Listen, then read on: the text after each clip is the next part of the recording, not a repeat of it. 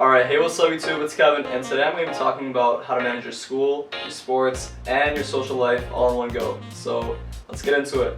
Alright, so I want to talk about why I'm making this video, and it's because I just want people to know that you don't have to be unathletic to be able to get to your social life and your school life, or you don't have to be like a bookworm to get to your sports life and your academic life. Like you can actually have all three in your high school years, and you can make it work because I did it, and well, I made it work pretty decently.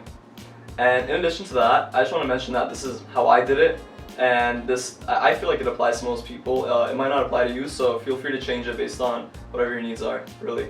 Alright, so basically the main thing about this is that you want to make studying as effective as possible, because studying is obviously your number one focus, right, when you're in school, student first.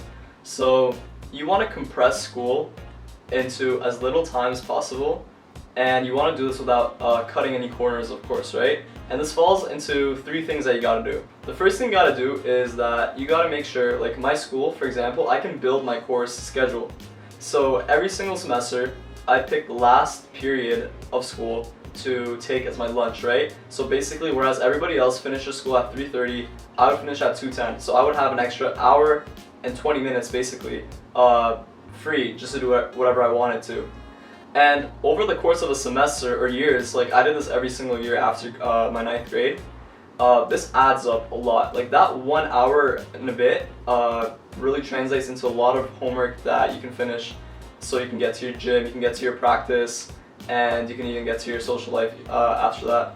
And another trick to save you a lot of time with school is that a lot of kids have really long lunch periods, right? Like for example, my lunch periods were an hour and 20 minutes long, because they were the full length of a school period, right? So an hour and 20 minutes, unless you're cooking your own food, is way more than enough time to finish your lunch. And it gets to the point where it's unnecessary amount of time. And if you can, of course, like you can spend all that time with your friends, and everybody's guilty of that. You don't have to even say guilty, like it's natural. You're gonna spend some time with your friends, and it's necessary, really. But spending every single lunch period, especially if you have long lunches, like spending the entire period with your friends, that becomes a waste, because if you spend half of your lunch period, right, like at an hour and 20 minutes, so that's like 80 minutes of lunch. So I could spend 40 minutes eating with my friends, and then the other 40 minutes, while my friends are out and about doing whatever, I could spend that doing homework.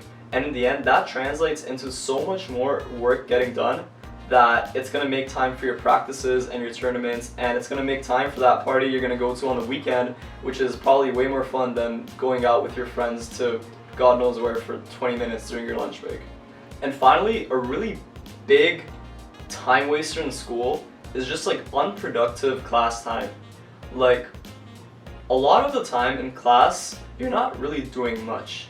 And everybody feels this, like you feel that I could have compressed maybe like a 1 hour lesson into really 20 minutes of information that I actually absorbed, because a lot of time gets wasted. The teacher's taking attendance, people are talking, the teacher goes off track for a little bit, talks about his or her family, and well, not that it's not worth listening to, but there's basically a lot of time wasted.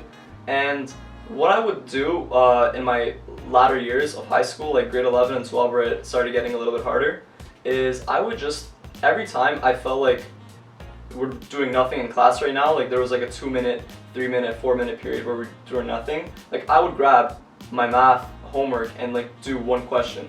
And if you do that throughout the day, you're gonna get your math homework done, like during your day, during your school periods.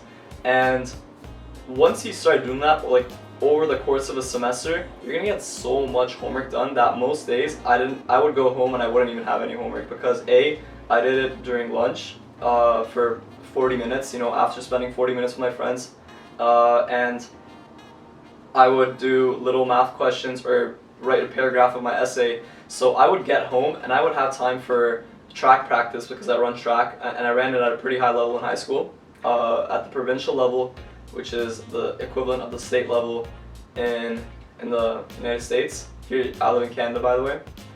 And honestly, I would just go to the gym, do whatever I needed to, and I would have so much free time left in the day.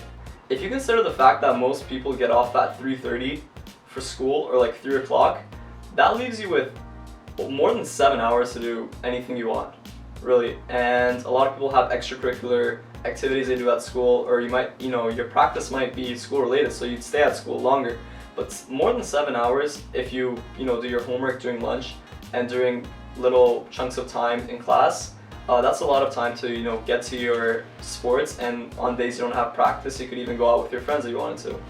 And finally, something you gotta do is really keep your weekends super productive.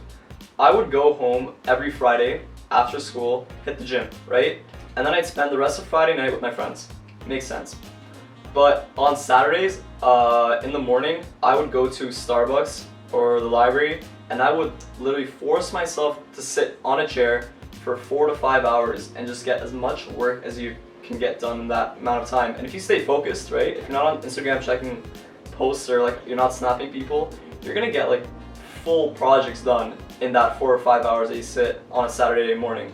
So that leaves me with my afternoon to go to the gym or go to practice, and I can spend the night out with friends, and it's pretty amazing. And I can sleep in if I don't have anything the next day. Furthermore, on Sundays, Sundays are really grind days. If you're gonna, do it how I did it. In my opinion, if I'm going out more than 2 days in a row, so Friday and Saturday, then I feel like something's wrong and I'm spending way too much time, going out with friends. Because I feel like I've already gotten to the social aspect of my life. I don't need to be going out 5 days a week, because that just borders wasting time doing nothing when you could have been getting better at your sport, right? I could have been running, for example. So Sundays, I go to the library 2 times. Once like 4 hours in the morning, 3 to 4 hours, and then I go to the gym, and then 3 to 4 hours at night. And that gets so much work and studying done that I can have my after school evenings during the week basically free, because I did so much work on the weekend. And honestly, that's basically it. I feel like the way I explain it, like, so many people think that this is so hard to do. Like, how do you get to sports, school, and stay, have a social life at the same time? Like, the way I explain it doesn't really seem that hard. The hard part is just staying disciplined, especially on those weekend grinds. Like, weekend grinds, when I say 3 to 4 hours, like, it doesn't sound like much, but trust me, it's hard to focus for 3 to 4 hours. So in the beginning, it is pretty hard, but once you start really focusing and learning how to just sit your butt down on a chair and just do work, it becomes easier. And then you start getting a lot of work done, and you really have your entire weekend to go to the gym and to hang out with friends if you get all your work done, really. Alright, and a final note I want to leave with you guys is that during my high school years, I would train 6 or 7 times a week, right? So that was a lot.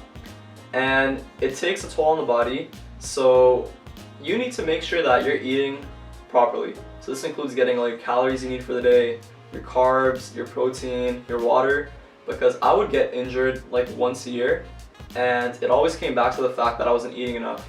And I would just, suffer from muscle tears or whatnot that would set me back in sports quite a lot. So please eat properly. If you don't eat properly, you're gonna overtrain, you're gonna injure yourself, and if you're not eating properly, you're probably not gonna have energy to actually focus on school either. So make sure you're getting your rest and put it all together in a well-balanced way, and you'll have everything you could ever ask for. Alright, that's it, guys. Honestly, even with this thing I just said, I even managed to have like 10 extra hours per week just to do hobbies, videos like this, or anything you guys want. So yeah, if you put your mind to it, you're gonna even have extra time for whatever extracurricular, other extracurriculars you might have. So that's about it. Thanks for listening. Leave a comment on what you think. If you think you could change this, and maybe some other people would benefit from hearing how you would change it. And that's about it, guys. Take care, and I'll see you later.